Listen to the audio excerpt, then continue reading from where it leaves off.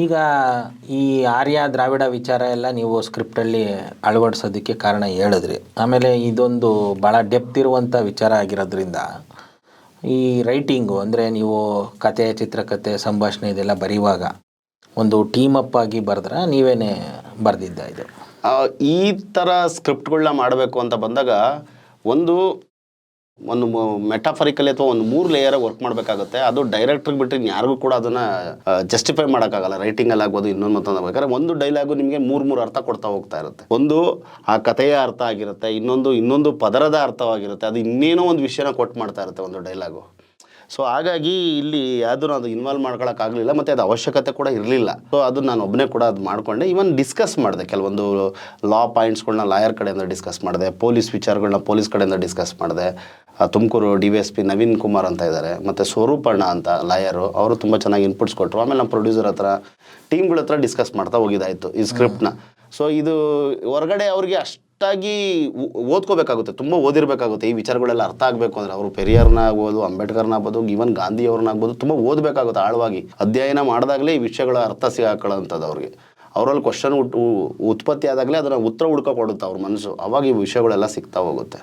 So ಹಾಗಾಗಿ ಆ ಸ್ಕ್ರಿಪ್ಟ್ನ ಕಂಪ್ಲೀಟಾಗಿ ಪರಿಪೂರ್ಣವಾಗಿ ನಾನೇ ಮಾಡ್ಕೊಂಡಿದ್ದೆ. ಅದನ್ನು ಎಷ್ಟು ದಿನ ತಗೊಂಡ್ರಿ ಇದು ಬರವಣಿಗೆಗೆ? ಅಲ್ಲ, ಬರವಣಿಗೆ ನಿಮಗೆ ಬಿಫೋರ್ ಕೋವಿಡಿಂದನೂ ಓಡ್ತಲೇ ಇತ್ತು. ಅದು ನಿಮಗೆ ಒಂದು 2017 ಎಲ್ಲ ಇದು ಕತೆ ಬಂದು ಚಿಕ್ಕ ಏಜಿಂದನೂ ಇತ್ತು ನನಗೆ. ನಮ್ಮಪ್ಪ ಕತೆ ಕೇಳಿದ್ದು. ಬಟ್ ಇದನ್ನು ಮೆಟಾಫರಿಕಲಿ ಏನೋ ಒಂದು ಬ್ಲೆಂಡ್ ಮಾಡಬೇಕು ಅಂದಾಗ ನಂದು ಫಸ್ಟ್ ಒಂದು ಪೀಪಲ್ಸ್ ಅಂತ ಮಾಡಿರ್ತೀನಿ. ನನ್ನ ಸ್ಟೈಲ್ ಆಫ್ ಮೇಕಿಂಗ್ ಆಗಿದೆ. ನಾನು 2013 ಪೀಪಲ್ಸ್ ಅಂತ ಒಂದು ಶಾರ್ಟ್ ಫಿಲಮ್ ಮಾಡ್ತೀನಿ. ನಮ್ಮಪ್ಪ, ನಮ್ಮಮ್ಮ, ನಮ್ಮ ಅಣ್ಣ, ನಾನು ಇವ್ರನ್ನ ಇಟ್ಕೊಂಡೆ. ಆಮೇಲೆ ನಮ್ಮ ಮನೆ ಒಳಗಡೆ ಕೋಳಿ, ನಾಯಿ, ಹಸುಗಳು, ಮೇಕೆಗಳನ್ನ ಇಟ್ಕೊಂಡೆ ಒಂದು ಶಾರ್ಟ್ ಫಿಲಮ್ ಮಾಡಿರ್ತೀನಿ. ಮೆಟಾಫರಿಕಲಿ ಏನಂದರೆ ನಾವು ಮಾಡೋ ಪ್ರೇಯರಿಂದ, ಈಗ ನಾನು ಈಗ ನಿಲ್ತಿರ್ತೀನಿ, ನನಗೇನೋ ಒಂದು ದೇವಸ್ಥಾನ ಸಿಗುತ್ತೆ, ನಮ್ಮ ಅಪ್ಪ ಅಮ್ಮ ಚೆನ್ನಾಗಿರಲಪ್ಪ ಅಂತ ಕೇಳ್ಕೊಳ್ತೀನಿ. ಆ ಕೇಳ್ಕೊಳ್ಳೋಂಥ ಒಂದು ಭಾವನೆ ಇದೆ ಗೊತ್ತಾ, ಅದೇ ನಿಮ್ಮನ್ನ ಕಾಪಾಡುತ್ತೆ, ನಿಮ್ಮ ಅಪ್ಪ ಅಮ್ಮನ ಅನ್ನೋ ಒಂದು ಥಾಟ್. ಪೀಪಲ್ಸ್ ಪರ್ಸೆಪ್ಷನ್ ಬೇರೆ ಅನ್ನೋದು ಟೂ ಕೈಂಡ್ಸ್ ಅಂತ ಹೇಳ್ಬಿಟ್ಟು. ಅಂದರೆ ಏನೇ ಒಂದು ವಿಷಯ ಹೇಳಿದ್ರು 2 ಅರ್ಥ ಬರಬೇಕು ಅನ್ನೋದು ನನಗೆ ಅವಾಗಲೇ ಇರುತ್ತೆ. ಈ ಸಿನಿಮಾನೂ 2 ಅರ್ಥದಲ್ಲಿ ಹೇಳೋಣ ಅಂತ, ಫಸ್ಟ್ ಸಿನಿಮಾನು 2 ಅರ್ಥದಲ್ಲಿ ಹೇಳ್ತಾ ಹೋಗೋಣ, 2 ಅರ್ಥದಲ್ಲಿ ಹೇಳ್ತಾ ಹೋಗ್ತಾ ಅನ್ನೋದು ಕಾಡ್ತಾ ಇರುತ್ತೆ. ಆವಾಗ ಅದನ್ನು 2018 ಅನಿಸುತ್ತೆ, ಆವಾಗಲಿಂದ ಸ್ವಲ್ಪ ವರ್ಕ್ ಮಾಡ್ಕೊಂಡು ಹೋದಾಗ ಈ ವಿಷಯ ಎಲ್ಲೋ ಹೇಳಬೇಕು ಅಂತ ಬಂದಾಗ ಅದು ಹೇಳುತ್ತೆ.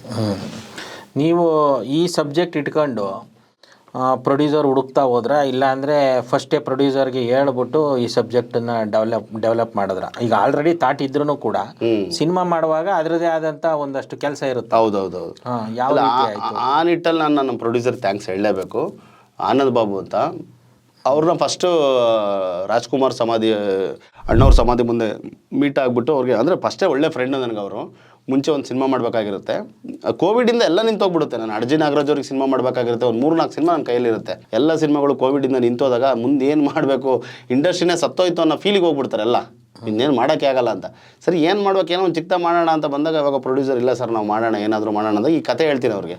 ಭಾರಿ ಬ್ಯೂಟಿಫುಲ್ ಆಗಿದೆ ಸರ್, ಸಖತ್ತಾಗಿದೆ ಸರ್ ಈ ವಿಷಯ, ಅಲ್ವಾ ಸರ್? ಹೌದಲ್ವಾ? ಹಾಗೆ ಅಂದ್ಬಿಟ್ಟು ಸರಿ ಅಂದ್ಬಿಟ್ಟು ಹಿಂಗೆ ಹೋದಾಗ ನಮ್ಮ ಹೀರೋನು ಸಿಕ್ಬಿಡ್ತಾರೆ. ಎಲ್ಲ ಸೇರ್ಕೊಂಡಾದ್ಮೇಲೆ ಮಾಡಿದ್ದು. ಆ್ಯಕ್ಚುಲಿ ನಾನು ಸ್ಕ್ರಿಪ್ಟ್ ರೆಡಿ ಇಟ್ಕೊಂಡಿದ್ದೆ, ಪ್ರೊಡ್ಯೂಸರ್ ಸಿಕ್ಕಾದ್ಮೇಲೆ ಮತ್ತೊಂದಷ್ಟು ಕರೆಕ್ಷನ್ ಮಾಡಿಕೊಂಡೆ ನಾನು. ಮತ್ತೊಂದಷ್ಟು ಡೈಲಾಗ್ಸು, ಈಗ ಪ್ರೈಮರಿ ವರ್ಷನ್ ಆಗಿತ್ತು, ಕೀ ಡೈಲಾಗ್ಸ್ ಇಟ್ಕೊಂಡಿದ್ದೆ. ಆಮೇಲೆ ಸೆಕೆಂಡರಿ ಡೈಲಾಗ್ಸ್ ಮಾಡಿ ಫೈನಲ್ ಡೈಲಾಗ್ ವರ್ಷನ್ ರೆಡಿ ಮಾಡ್ಕೊಂಡಿದ್ದಾಯಿತು. ಸೊ ಇದು ಆ ಕೋವಿಡ್ ಸಂದರ್ಭದಲ್ಲಿ ನೀವು ಮಾತ್ರ ಅಂತಲ್ಲ, ಎಲ್ಲರೂ ಕುಗ್ಗೋಗ್ಬಿಟ್ಟಿದ್ರು. ಹೌದೌದು. ಇನ್ನೇನು ಸಿನಿಮಾ ಅಂದರೆ ಮುಗ್ದೇ ಹೋಯ್ತು ಹೌದು ಅನ್ನೋ ರೀತಿಲಿ. ಹೌದು. ಅಂಥ ಸಂದರ್ಭದಲ್ಲೂ ನೀವು ಗಟ್ಟಿಯಾಗಿ ಈ ವಿಚಾರನ, ಯೂಶ್ವಲಿ ಏನು ಮಾಡ್ತಾರೆ, ಇಂಥ ಸಂಕಷ್ಟದ ಸಂದರ್ಭದಲ್ಲಿ ಮತ್ತೆ ಸಂಕಷ್ಟ ಯಾಕಪ್ಪ, ಅದು ಕ್ರಿಯೇಟ್ ಮಾಡಿಬಿಟ್ಟಿರುವಂಥದ್ದು. ನೀವು ದ್ರಾವಿಡ, ಆರ್ಯ ಇದೆಲ್ಲ ಮಾತಾಡ್ಬಿಟ್ರೆ ನೀವೇನು ಮಾಡೋಕ್ಕೆ ಆಗಲ್ಲ, ಸಿನಿಮಾ ಮಾಡೋಕ್ಕಾಗಲ್ಲ, ಆದರೂ ನಿಮಗೆ ಸಾಧ್ಯನೇ ಇಲ್ಲ ಅಂತೆಲ್ಲ. ನೋಡಿ, ಈಗ ವರ್ಷಕ್ಕೆ 200 ಸಿನಿಮಾ ರಿಲೀಸ್ ಆದರೆ 190 ಸಿನಿಮಾ ಫೇಲ್ ಆಯ್ತವೆ. 190 ಸಿನಿಮಾನೂ ಆರ್ಯರ ಏನು ಆಲೋಚನೆ ಇದೆ ಅದೇ ಆಲೋಚನೆಯ ಸಿನಿಮಾಗಳೇ. ಇಲ್ಲಿ ದ್ರಾವಿಡತೆಯ ಸಿನಿಮಾ ಅದು ಬರೋದೇ 1-2 ಬಂದಿರ್ತದೆ. ಅದರಲ್ಲಿ 100% 2 ಬಂದಿದ್ರೂ 2 ಗೆದ್ದಿರುತ್ತೆ. ಒಂದು, ಈಗ ನಾವು ರೀಸೆಂಟಾಗಿ ಕಾಟೇರ ಅಂತ ಒಂದು ಸಿನಿಮಾ ನೋಡ್ಬೋದು, ಅದು ದ್ರಾವಿಡತೆಯೇ ಅದರಲ್ಲೂ ಇರೋದು. ಈಗ ಧೈರ್ಯಂ ಸರ್ವತ್ರ ಸಾಧನಂ ಇರ್ಬೋದು, ಫೈನಾನ್ಷಿಯಲಿ ಅವ್ರಿಗೆ ಸಮಸ್ಯೆ ಆಗಿದೆ ಹೊರತಾಗಿ, ಆದರೆ ಅವ್ರನ್ನ ಇವತ್ತು ಎಲ್ಲ ಕಡೆಗೂ ತಲುಪಿಸಿದೆ. 190 ಸಿನಿಮಾ ಫ್ಲಾಪ್ ಆಗಿದೆ, ಆರ್ಯರ ಚಿಂತನೆ ಅಂದರೆ ಇವರ ತಟ್ಟೆ ಕಾಸೋರ ಚಿಂತನೆ ಏನು, ಯಥಾಸ್ಥಿತಿನ ಮೇಂಟೈನ್ ಮಾಡುವಂಥದ್ದು ಕೂಡ ಅದೇ ಚಿಂತನೆ. ಆದರೆ ದ್ರಾವಿಡತೆ ಅಂತಂದ್ರೆ ಏನು, ಸಮಾನತೆಯ ಚಿಂತನೆ, ಪ್ರತಿಯೊಬ್ಬರನ್ನು ಗೌರವಿಸ್ಬೇಕು, ಸೆಲ್ಫ್ ರೆಸ್ಪೆಕ್ಟ್ ಇರಬೇಕು, ನಮ್ಮ ಭಾಷೆ ಅದು ಈ ನೆಲದ ನುಡಿ ಅದು ಉಳಿಬೇಕು. ಇದು ಒಂದೆರಡೋ ಬರುತ್ತೆ, ಅದು ಖಂಡಿತವಾಗ್ಲೂ ಗೆಲ್ಲುತ್ತೆ. ಆದರೆ ಈ ಸಿನಿಮಾ ಲೋಕ ಇರ್ಬೋದು, ಬೇರೆ ಬೇರೆ ಲೋಕ ಇರ್ಬೋದು, ಅವರು ಪ್ರೊಜೆಕ್ಟ್ ಮಾಡೋದು ಯಾವ ರೀತಿ ಅಂದರೆ, ನೀವು ಇದನ್ನೆಲ್ಲ ಮಾತಾಡ್ಬಿಟ್ರೆ, ನೀವು ಇದನ್ನೆಲ್ಲ ಮಾಡೋಕ್ಕೆ ಹೋಗ್ಬಿಟ್ರೆ ಅದು ಸಾಧ್ಯನೇ ಇಲ್ಲ ಅಂತ. ಅಂಥ ಸಂದರ್ಭದಲ್ಲೂ ಇವರು ಎದೆಗೊಂದದೆ ಅವ್ರು ಏನು ಅಂದ್ಕೊಂಡಿದ್ರೋ ಅದನ್ನು ಮಾಡಿದ್ದೀರಿ, ಅಲ್ಲೇ ನೀವು ಗೆದ್ದಿದ್ದೀರ. ಅಂದರೆ ದ್ರಾವಿಡ ಅಂತ ಬಂದಾಗ ಪ್ರಕೃತ ಧರ್ಮ ಅಂತ ಹೇಳ್ಬೋದು. ನಾವು ಪ್ರಕೃತಿ ಪರವಾಗಿರ್ತೀವಿ, ಪ್ರಕೃತಿ ವಿಚಾರಗಳನ್ನ ಜಾಸ್ತಿ ಆಲೋಚನೆ. ನನ್ನ ಸಿನಿಮಾ ಒಳಗಡೆ ಕೂಡ ಅದನ್ನು ಹೇಳಿದ್ದು, ನಿಮಗೆ ಸಾಹಿತ್ಯದಲ್ಲಿ ಕೂಡ ನಿಸರ್ಗವೇ ಉಸಿರು ನೀಡೋ ತಾಯಿ ಕಣೋ, ಗಿಡ ಮರ ಬೆಳೆಸೋ ತಮ್ಮ, ಗಿಡ ಮರ ಪ್ರಕೃತಿ ಉಳಿಸೋ ತಮ್ಮ ಅಂತ ಹೇಳ್ಬಿಟ್ಟು ಲಿರಿಕ್ಸ್ ಇದೆ ಕೂಡ. ಅಂದರೆ ಮರಗಳಿಗೆ ನಾವು ಅಷ್ಟು ಪ್ರಿಫರೆನ್ಸ್ ಕೊಡ್ತೀವಿ. ಈಗ ಒಂದು ವ್ಯಕ್ತಿ ಸತ್ತ ಅಂದರೆ, ಈಗ ಇತ್ತೀಚೆಗೆಲ್ಲ ನೀವು ನೋಡಿರ್ತಾರೆ ಕಳೆಪುರಿ ಎರಿಸ್ಕೊಂಡು ಹೋಗ್ತಾರೆ. ನಮ್ಮ ದ್ರಾವಿಡತೆಯಲ್ಲಿ, ಮೂಲ ದ್ರಾವಿಡತೆಯಲ್ಲಿ ಏನು ಮಾಡ್ತಿದ್ರು, ಪ್ರತಿಯೊಬ್ಬರು ಮನೆಯಿಂದನೂ ಒಂದೊಂದು ಇಡೀ ಬೀಜಗಳನ್ನ ತರ್ತಾಯಿದ್ರು, ಸೀಡ್ಸ್. ಅದು ಹಳ್ಳ ಬೀಜ ಆಗ್ಬೋದು ಅಥವಾ ಬೇರೆ ಬೇರೆ ಬೀಜಗಳ, ಮರಗಳ ಬೀಜಗಳಾಗ್ಬೋದು, ಕೂಡಿ ಇಟ್ಕೊಂಡು ತಂದುಬಿಟ್ಟು ಆ ಎಣದ ಮುಂದೆ ಒಂದು ಮಡಕೆ ಇಟ್ಟಿರೋರು, ಅದರೊಳಗಡೆ ಮಣ್ಣು ಹಾಕಿರೋರು, ಬಂದು ಅದರೊಳಗಡೆ ಆ ಬೀಜಗಳನ್ನ ಹಾಕೋರು. ಆ ಎಣನ ಮಗನೋ ಮಗಳು ಯಾರೋ ಅದಕ್ಕೆ ಸಂಬಂಧಪಟ್ಟವರು ಆ ಮಣ್ಣುಗಳನ್ನ ಕಳಿಸಿ ಎಣ ಹೊತ್ಕೊಂಡು ಹೋಗ್ಬೇಕಾದ್ರೆ ಗುಂಡಿ ಹತ್ರಕನ ಅದನ್ನು ಸೀಡ್ ಬಾಲ್ ಮಾಡಿ ಆ ಕಡೆ ಒಂದು ಈ ಕಡೆ ಒಂದು ಹಾಕೋಬರೋರು. ಇದು ನನ್ನ ಸಿನಿಮಾದಲ್ಲಿ ಹೇಳಿದ್ದೀನಿ ನಾನು. ಇದು ಸುಮಾರು ನಿಮಗೆ 800 ವರ್ಷದಿಂದ ನಡೆದಿರೋಂಥ ವಿಷಯಗಳು ಇದೆಲ್ಲ ನಿಮಗೆ. ಇದು ನೋಡಿ ಎಷ್ಟು ಪ್ರಕೃತಿ ಧರ್ಮವಾಗಿದೆ ಅಲ್ವಾ. ಇದು ಬೇರೆ ಆ ಜಾಗಕ್ಕೆ ಕಡಲೆಪುರಿ ಬಂದಿದೆ ನೋಡಿ. ಅದು ನೋಡಿ ಅನ್ನನ ವೇಸ್ಟ್ ಮಾಡೋ ಅಂಥದ್ದು. ಸರಿ, ಓಕೆ, ಕಾಗೆ ತಿನ್ಬೋದು, ಎಷ್ಟು ತಿನ್ನುತ್ತೆ ಅದನ್ನ, ತಿನ್ನ ಐಟಮ್ ಅದು. ನೋಡಿ ನಾವು ಅದನ್ನ ಹೇಳೋದು, ನಾವು ತಿಂತೀವಿ, ಅದನ್ನು ವೇಸ್ಟ್ ಮಾಡ್ತಾರೆ. ಅದು ನನಗೆ ಅದೇ ಕಾಡ್ತಾ ಇದ್ದಿದ್ದು ನೋಡಿ. ಆಮೇಲೆ ಇವನು ನನ್ನ ಸಿನಿಮಾದ ಸಾಹಿತ್ಯದ ಇದು ಒಂದು ದೃಶ್ಯದಲ್ಲೂ ಹೇಳಿದ್ದೀನಿ. ಅವ್ನು ಕೇಳ್ತಾನೆ, ಯಾಕೋ ನೀವು ಸಾಯೋರ ಜಾಗಕ್ಕೆ ನೀವು ಸಮಾಧಿ ಕಟ್ಟಲ್ಲ, ಯಾಕೆ ನೀವು ಮರ ಉಣ್ತೀರಾ ಅಂತಾನೆ. ಅಲ್ಲ, ಸಮಾಧಿ ನಿನಗೆ ಇಷ್ಟ ಆಗ್ಬೋದು, ನಿಮ್ಮ ಮಕ್ಳಿಗೆ ಇಷ್ಟ ಆಗ್ಬೋದು, ಮೊಮ್ಮಕ್ಳಿಗೆ ಇಷ್ಟ ಆಗಬೇಕು ಅಂತ ಏನಿಲ್ಲ. ಅವ್ರು ಇನ್ನೊಂದು 100 ವರ್ಷನೋ 150 ವರ್ಷನೋ ಆದಮೇಲೆ ವೇಸ್ಟ್ ಲ್ಯಾಂಡ್ ಅಂತ ಸಮಾಧಿನ ಹೊಡೆದಾಕ್ಬಿಡ್ತಾರೆ. ಅದೇ ಜಾಗದಾಗ ಒಂದು ಮರ ಇದ್ದರೆ, ಹಣ್ಣಿನ ಮರ ಇದ್ದರೆ, ಅದು 200 ವರ್ಷ 300 ವರ್ಷ ಬದುಕುತ್ತೆ. ಮರನೂ ಹಣ್ಣು ಕೊಡುತ್ತೆ ಅಂತ ಅದನ್ನು ಬೆಳೆಸ್ಕೊಂಡು ಹೋಗ್ತಾರೆ. ಸತ್ತೋರು ಕೂಡ ಮರದ ರೂಪದಲ್ಲಿ ಜೀವಂತವಾಗಿ ನಾವು ನೋಡ್ಬೋದಲ್ಲ. ಮರ ಬದುಕಿರ್ತತೆ, ಬೆಳೀತಾ ಇರ್ತತೆ. ಮರನ ತಪ್ಕೋಬೋದು, ಮುದ್ದಾಡ್ಬೋದು, ಮಾತಾಡ್ಬೋದು ಮರದ ಹತ್ರ. ಮರ ನೀರು ಹಾಕಿರೋ ಅದಕ್ಕೆ ತಗೊಳುತ್ತೆ. ನೀವು ಬರೀ ಸಮಾಧಿ ಕಲ್ಲು ಕಟ್ಟಿರ್ತೀರ, ಅದ್ರ ಮೇಲೆ ಏನು ಹಾಕಿರ ಏನು ಬಂತು? ನೀವು ಹಾಲು ಹಾಕಿರೋ ತಗೊಳ್ಳಲ್ಲ. ಅದೇ ಒಂದು ಮರಕ್ಕೆ ನೀವು ಹಾಲು ಮಜ್ಜಿಗೆ ಹಾಕಿ ಭಯಂಕರ ಬರುತ್ತೆ, ಇನ್ನೂ ಸೂಪರಾಗಿ ಬರುತ್ತೆ, ತಗೊಳುತ್ತೆ ಅದು. ಅವ್ರ ಅಮ್ಮನೇ ಅಥವಾ ಅವ್ರ ಅಪ್ಪನೇ ಯಾರೋ ಉಳಿರೋರು ಅವರೇ ಬದುಕಿದ್ದಾರೆ. ನಮ್ಮ ದ್ರಾವಿಡತೆಯ ಸಂಕೇತ. ನಿಮಗೆ ಅದೇ ವಿಷಯ, ನನ್ನ ಸಿನಿಮಾ ನನ್ನ ಶೂಟೆಲ್ಲ ಆಗೋಗಿರುತ್ತೆ, ರಿಲೀಸ್ ಕೂಡ ಆಗಿರುತ್ತೆ. ಕಾಲಪಾನಿ ಅಂತ ಒಂದು ವೆಬ್ ಸೀರೀಸ್ ಬರುತ್ತೆ, ಮೊನ್ನೆ ನೆಟ್ಫ್ಲಿಕ್ಸಲ್ಲಿದೆ. ಅದು ಅದರಲ್ಲಿ ವಿಷಯ ಹೇಳ್ತಾನೆ. ಟ್ರೈಬ್ಸು ಅಂಡಮಾನಲ್ಲಿ ಅವ್ರು ಸತ್ತರೆ ಅವ್ರನ್ನ ತಗೊಂಡೋಗಿ ಒಂದು ಗುಂಡಿ ತೆಗೆದಿಟ್ಬಿಟ್ಟು ಅದ್ರ ಮೇಲೆ ಮರ ಇಡ್ತಾರೆ. ಯಾಕಂದರೆ ಅವ್ರ ನೆನಪಿಗೋಸ್ಕರ, ಅವ್ರು ಸತ್ತ ಮೇಲೂ ಅವ್ರು ಬದುಕಿರಬೇಕು ಮರದ ರೂಪದಲ್ಲಿ ಅಂತ. ದ್ರಾವಿಡತೆಯ ಒಂದು ಇದು.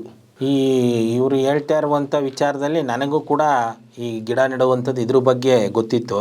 ಆದರೆ ಈ ಸೀಡ್ ಬಾಲ್ ವಿಚಾರ ಹೇಳಿದ್ರಲ್ಲ, ಇದು ನಿಜವಾಗ್ಲೂ ಕಣ್ತೆರೆಸುವಂಥ ವಿಚಾರ. ದ್ರಾವಿಡತೆ ಯಾವ ರೀತಿ ಇತ್ತು ನೋಡಿ, ಪ್ರತಿಯೊಂದು ಹೆಜ್ಜೆಲೂ, ಪ್ರತಿಯೊಂದು ನುಡಿ, ಪ್ರತಿಯೊಂದು ನಡೆಯಲು ಕೂಡ ಒಳ್ಳೆಯದನ್ನೇ ನಾವು ಮಾಡ್ತಾ ಬರ್ತಿದ್ವಿ. ಆದರೆ ಈ ತಟ್ಟೆ ಕಾಸಿನ ಜನ ನಮ್ಮ ಒಳಗೆ ನುಸುಳಿ ಸಂಸ್ಕೃತದ ಮುಖಾಂತರ ನಮ್ಮಲ್ಲಿ ತೂರಿಕೆಗಳನ್ನ ಮಾಡಿ ಎಲ್ಲವನ್ನು ಕೆಡಿಸ್ಬಿಟ್ಟಿದ್ದಾರೆ. ಇಂಥ ಒಂದು ವಿಷಮ ಪರಿಸ್ಥಿತಿ ಅದು ಇವತ್ತೇನು ಸೃಷ್ಟಿಯಾಗಿಲ್ಲ, ಇದು ಮೊದಲಿಂದ ಬಂದಿರುವಂಥದ್ದು. ಅದನ್ನು ಏನು AR ಸಾಯಿರಾಮ್ ಅಂತವರು ಸಿನಿಮಾ ಮುಖಾಂತರ ಒಡೆದೋಡ್ಸೋದಕ್ಕೆ ಪ್ರಯತ್ನ ಮಾಡಿದ್ದಾರೆ.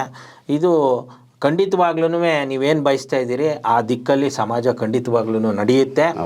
ನಿಮ್ಮ ಪ್ರಯತ್ನ ಮುಂದುವರಿತಾ ಹೋಗಬೇಕು. ಯೂಶ್ವಲಿ ಏನಾಗುತ್ತೆ, ನಮ್ಮ ಮೊದಲ ಪ್ರಯತ್ನಕ್ಕೆ ಒಂದು ಸ್ವಲ್ಪ ಹಿನ್ನಡೆ ಆಯಿತು ಅಂದ ತಕ್ಷಣವೇ ನಾವು ಎದೆಗುಂದಿ ನಾವು ಟ್ರ್ಯಾಕನ್ನು ಚೇಂಜ್ ಮಾಡಿಬಿಡ್ತೀವಿ. ನಾನು ಈಗಾಗಲೇ ಹೇಳಿದ್ನಲ್ಲ, 200 ಸಿನಿಮಾದಲ್ಲಿ 190 ಸಿನಿಮಾ ಇದೇ ಆರ್ಯರ ಆಲೋಚನೆ, ತಟ್ಟೆ ಕಾಸು ಆಲೋಚನೆಗಳೇ ಬರುತ್ತೆ. 190 ಸೋಲುತ್ತೆ. 190 ಅಂದರೆ ಎಷ್ಟು ಪರ್ಸೆಂಟ್ ಆಯಿತು?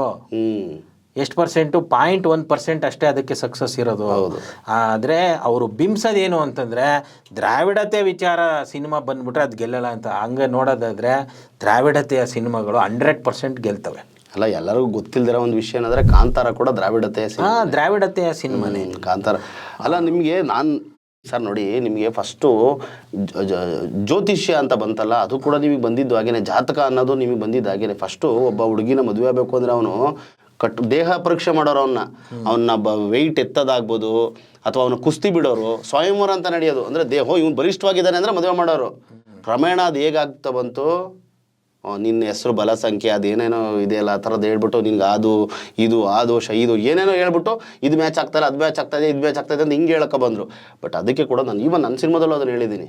ಫಸ್ಟು ಗಂಡುದು ಹೆಣ್ಣದು ಬ್ಲಡ್ಡು ಮತ್ತು ಬ್ಯಾಂಕ್ ಬ್ಯಾಲೆನ್ಸ್ ಚೆಕ್ ಮಾಡಿಸು. ಬ್ಲಡ್ಡು ಮತ್ತು ಬ್ಯಾಂಕ್ ಬ್ಯಾಲೆನ್ಸ್ ಅವೆರಡರಲ್ಲಿ ಏನೂ ಸಮಸ್ಯೆ ಇಲ್ಲ ಅಂತ ಬಂದರೆ, ಇಬ್ರಿಗೂ ಒಪ್ಪಿಗೆ ಇದ್ರೆ ಆಮೇಲೆ ಮದುವೆ ಮಾಡಿಸು ಅಂತ ಹೇಳ್ತೀವಿ. ಸಿನಿಮಾದಲ್ಲಿ ದೃಶ್ಯ ಇದೆ, ಈ ದೃಶ್ಯಕ್ಕೆ ಭಾರಿ ಆಪೋಸಿಟ್ ದೊಡ್ಡ ಮಟ್ಟದಲ್ಲೇ ಬಂತು. ಸೆನ್ಸರ್ ಕೂಡ ತೆಗೆದ್ರಿ ಇದನ್ನು. ಹೌದಾ? ಮಾತುಕತೆ ತುಂಬ ಆಯಿತು. ಈವನ್ ಅಮೆರಿಕಾ ಸೈಂಟಿಸ್ಟು ಮೊನ್ನೆ ಒಂದು ಇಂಟರ್ವ್ಯೂಲ್ಲಿ ಹೇಳ್ತಾರೆ, ನಾನು ಹೇಳ್ತಾ ಇದ್ದೀನಿ ಅಂದರೆ ಅವ್ರು ಇಂಗ್ಲೀಷಲ್ಲಿ ಹೇಳ್ತಾ ಬರ್ತಾರೆ. ಏನು ಹೇಳ್ತಾರೆ ಅಂದರೆ, ನೀವು ಮದುವೆ ಆಗ್ಬೇಕಾದ್ರೆ ಏನು ತಲೆ ಕೆಡಿಸ್ಕೊಬೇಡಿ, 3 ಟೆಸ್ಟ್ ಹೇಳ್ತೀನಿ, ಆ 3 ಟೆಸ್ಟ್ ಮಾಡಿಸಿ, ಆ 3 ಟೆಸ್ಟಲ್ಲಿ ಏನೂ ಸಮಸ್ಯೆ ಇಲ್ಲ ಅಂದರೆ ನೀವು ಆರಾಮಾಗಿ ಕಣ್ಣು ಮುಚ್ಕೊಂಡು ಮದುವೆ ಮಾಡಿ ಇಷ್ಟ ಇದ್ರೆ ಅಂತಾರೆ. ಅರೆ ಇದನ್ನೇ ತಾನೇ ನಾನು ಹೇಳಿ ಸಿನಿಮಾ ಒಳಗಡೆ. ನಮ್ಮ ದ್ರಾವಿಡತೆ ಅಸ್ಮಿತೆ ಇದೇ ತಾನೇ ಹೇಳಿದ್ದು ನಾವು. ಫಸ್ಟ್ ನೀನು ಮದುವೆ ಆಗಬೇಕು ಅಂದರೆ ನೀನು ದೇಹ ಗಟ್ಟಿಗಿಟ್ಕೋಬೇಕಾಯಿತು, ಶಕ್ತಿಶಾಲಿಯಾಗಿದ್ದರೆ ಮಾತ್ರ ನೀನು ಆ ಫೈಟ್ ಮಾಡಿ ಆ ಹೆಣ್ಣನ್ನು ಕಾಪಾಡ್ತೀಯ ಅಂದರೆ ಮಾತ್ರ ನಿನಗೆ ಮದುವೆ ಮಾಡ್ತಾಯಿದ್ರು. ಬಟ್ ಈಗ ಹಂಗಲ್ಲ, ಅವ್ನು ಹೆಂಗೋ ಇರ್ತಾನೆ. ಜಾತಕ ಚೆನ್ನಾಗಿ ಕೊಡ್ಬಂತ ಅವ್ನು ದುಡಿತಾ ಇದ್ದಾನ, ಓಕೆ ಡನ್. ಅವನಿಗೆ ಹಾರ್ಟಲ್ಲಿ ಹೋಲಿರುತ್ತೆ. ತುಂಬ ನನ್ನ ಕಣ್ಣಾರೆ ನಾನು ತುಂಬ ನೋಡಿದ್ದೀನಿ, ನನ್ನ ಫ್ಯಾಮಿಲಿಯಲ್ಲೂ ತುಂಬ ನೋಡ್ಬಿಟ್ಟಿದ್ದೀನಿ ಈ ಥರ ವಿಚಾರಗಳನ್ನ. ಸೊ ನಿಮಗೆ ಸೆನ್ಸರಲ್ಲಿ ಕೂಡ ಸಮಸ್ಯೆ ಆಯಿತಾ ಈ ವಿಚಾರ? ಸೆನ್ಸರಲ್ಲಿ 30 ನಿಮಿಷ ಕೊಟ್ಟರು ಕಟಿಂಗ್ಸು. ನಾನು ಇಲ್ಲ ಸರ್, ನಾನು 30 ನಿಮಿಷ ತೆಗೆದು ನಾನು ಇನ್ನೇನು ಹೇಳಲಿ, ನಾನು ಇನ್ನೇನಿರುತ್ತೆ ಸಿನಿಮಾ ಒಳಗಡೆ ಅಂತ. ಸರ್ ಸರ್ಟಿಫಿಕೇಟ್ ತಗೋ ಅಂತ ಹೇಳಿದ್ರು ಅವರು. ಸರ್ಟಿಫಿಕೇಟಾ? ಓಕೆ. ಪ್ರೊಡ್ಯೂಸರ್ಗೆ ನಾನು ಡಿಸ್ಕಷನ್ ಮಾಡ್ತಾಯಿದ್ದೆ, ಅವ್ರು ತೊಡೆ ಇಟ್ಕೊಬಿಟ್ರು. ಸರ್ ಬಿಡಿ ಸರ್ ಓಲಿ ಬಿಡಿ ಸರ್, ಓಕೆ ತೊಗೊಳ್ಳೋಣ ಅಂತ. ಬಟ್ ತೊಗೊಳ್ಳೋ ಅಂಥ ಸಿನಿಮಾ ಅಲ್ಲ ಅದು. ತೊಗೊಳ್ಳೋ ಅಂಥ ಸಿನಿಮಾ ಅಲ್ಲ. ನಾನು ರೆಡಿ ಇದ್ದೆ ಕಟ್ ಮಾಡೋದಕ್ಕೆ. 30 ನಿಮಿಷ ಕಟ್ ಮಾಡೋಕ್ಕೆ ರೆಡಿ ಇರಲಿಲ್ಲ. ಕೆಲವೊಂದು ಅಡಲ್ಟ್ ಕಂಟೆಂಟ್ ಸೀನ್ಗಳಿದ್ವು, ಅದು ನಾನು ಕಟ್ ಮಾಡೋಕ್ಕೆ ರೆಡಿ ಇದ್ದೆ. ನಾನು ಕಟ್ ಮಾಡ್ಬಿಡೋಣ, ನನಗೇನು ಅವಶ್ಯಕತೆ ಇಲ್ಲ ಇದು ಅಂತ. ಬಟ್ ಓಕೆ, ಅದು ತಿರುಗಿ ಬಾಂಬೆಗೆ ಹೋಗಿ ಅಂತಾರೆ, ಡೆಲ್ಲಿಗೆ ಹೋಗಿ ಅಂತಾರೆ ಅಂತ ನಾನು ನಿರ್ಮಾಪಕರು ಹೆದರ್ಕೊಬಿಟ್ಟು, ಬೇಡ ಬಿಡಿ ಆಯಿತು, ಇರಲಿ ಬಿಡಿ, ಆಮೇಲೆ ಬೇಕಾದ್ರೆ ನಾವು ಮತ್ತೆ ಒಂದು ವಾಲಂಟ್ರಿ ಕಟ್ ಮಾಡಿಸ್ಕೊಳ್ಳೋಣ ಅಂತೇಳಿ ವಾಲಂಟ್ರಿ ಕಟ್ ಆಯಿತು ತಿರ್ಗಿ. ಅದೆಲ್ಲ ನೀವು ಅರ್ಥ ಮಾಡ್ಕೋಬೇಕು. ನಾವು ಯಾಕೆ ಸ್ಟೇಟ್ ಅಟಾನಮಿ ಬೇಕು, ರಾಜ್ಯಗಳ ಸ್ವಾಯತ್ತತೆ ಬೇಕು ಅಂತ ಹೇಳ್ತೀವಿ ಅಂದರೆ, ನೋಡಿ ಸಿನಿಮಾ ಇವ್ರಿಗೆ ನೆಕ್ಸ್ಟು ನಾನು ಬಾಂಬೆಗೆ ಹೋಗ್ಬೇಕು, ಡೆಲ್ಲಿಗೆ ಹೋಗ್ಬೇಕು ಅನ್ನೋ ಬೈಕೇನೆ ಹೋಗ್ಲಿ ಬಿಡಪ್ಪ ಏನೋ ಒಂದು ಸರ್ಟಿಫಿಕೇಟ್ ಕೊಡಲಿ ಅಂತ ಯೋಚನೆ ಮಾಡಿಬಿಟ್ರು. ಇನ್ ಕೇಸ್ ನಾವು ಹೇಳ್ತಾ ಇರುವಂಗೆ ರಾಜ್ಯಗಳ ಸ್ವಾಯತ್ತತೆ ಬಂತು ಅಂದರೆ ಅದು ಅದಾಗದೇ ಬರಲ್ಲ. ನಾವೇನು ಫೈಟ್ ಮಾಡ್ತಾಯಿದ್ದೀವಿ, ನೀವೆಲ್ಲ ಕೈ ಜೋಡಿಸ್ಬೇಕು, ಅದು ನಾವು ಪಡ್ಕೊಳ್ಬೇಕು. ಸ್ಟೇಟ್ ಅಟಾನಮಿನ ನಾವು ತಗೊಂಡ್ರೆ ಇಂಡಿಯನ್ ಯೂನಿಯನಲ್ಲಿ ಈಗೇನು ನಮ್ಮ ರಾಜ್ಯ ಸರ್ಕಾರ ಇದೆ, ಅದ್ರ ಮೇಲ್ಗಡೆ ಒಂದು ಸರ್ಕಾರ ಇರಲ್ಲ. ಇಂಡಿಯನ್ ಯೂನಿಯನ್ನು ಇರುತ್ತೆ, ಆದರೆ ಸೆಂಟ್ರಲ್ ಗೌರ್ಮೆಂಟ್ ಅನ್ನುವಂಥ ವ್ಯವಸ್ಥೆ ಇರಲ್ಲ. ಸೊ ಈ ಸಿನಿಮಾ ವಿಚಾರದಲ್ಲೂ ಕೂಡ ಎಷ್ಟು ತೊಡಕಿದೆ ನಮ್ಮಲ್ಲಿ. ಸಾಕಷ್ಟು ಜನ ಅವ್ರು ಇಷ್ಟ ಬಂದಂಗೆ ಸಿನಿಮಾ ಮಾಡೋಕ್ಕಾಯ್ತಲ್ಲ, ಅವರು ಏನು ಹೇಳ್ಬೇಕು, ಅವ್ರಿಗೆ ಅಭಿವ್ಯಕ್ತಿ ಸ್ವಾತಂತ್ರ್ಯನ ವ್ಯಕ್ತಪಡಿಸೋಕ್ಕಾಗ್ತಾಯಿಲ್ಲ. ಸ್ಟೇಟ್ ಅಟಾನಮಿ ಬಗ್ಗೆ ಮಾತಾಡಿದ್ರೆ ನೀವು ಬರೀ ಭಾಷೆ ಮಾತಾಡ್ತೀರಾ, language is just A communication, ಈ ಥರದ್ದೆಲ್ಲ ಡೈಲಾಗ್ ಹೊಡಿತೀರಿ. ಇದು ಭಾಷೆ ಒಂದು ನುಡಿ ವಿಚಾರ ಅಂತಂದರೆ ಅದು ಕೇವಲ ಬರೀ ಮಾತುಕತೆಯ ವಿಚಾರ ಮಾತ್ರ ಅಲ್ಲ, ಅದರಲ್ಲಿ ಎಲ್ಲವೂ ಅಡಗಿರ್ತದೆ. ಹಾಗಾಗಿ ಇಲ್ಲಿ ನೀವು ಅರ್ಥ ಮಾಡ್ಕೋಬೇಕು. ಇದೊಂದು ಜೀವಂತ ಉದಾಹರಣೆ ಸ್ಟೇಟ್ ಅಟಾನಮಿ ಯಾಕೆ ಬೇಕು ಅಂತ.